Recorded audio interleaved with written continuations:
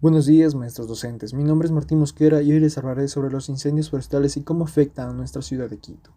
Los incendios forestales afectan no solo a los bosques, sino también a los habitantes de sus alrededores y los animales que viven cerca de estas zonas afectadas.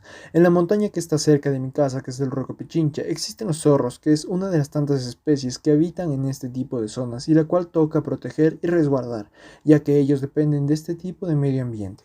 Comúnmente, esta montaña es muy transitada por gente de todo tipo, desde adolescentes hasta escaladores experimentados, pero hay cierto tipo de gente que bota basura en estas montañas, sobre todo botellas de vidrio que producen un efecto de lupa con la luz del sol.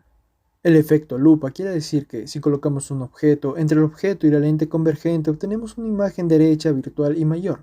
Esto puede causar un incendio, ya que la luz entraría por un vidrio roto, haciendo que el suelo se caliente y empezando a dar paso a una mecha, lo que lleva al fuego y lo que podría finalizar en un incendio.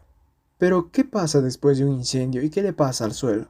Pues el suelo después de un incendio normalmente disminuye su acidez debido a la destrucción de ácidos orgánicos y al aporte de carbonatos, cationes básicos y óxidos procedentes de las cenizas.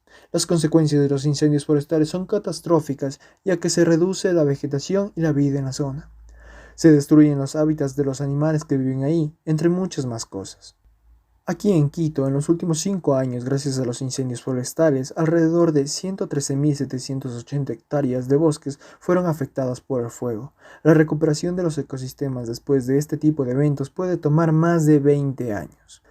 Se podría crear un emprendimiento que constituya en instalar un grupo de cámaras en partes específicas y estratégicas de la montaña para que se pueda observar tanto a las personas que botan sus desechos y también pedazos de vidrio que están botadas en partes distintas de la montaña y puedan dar paso a un incendio.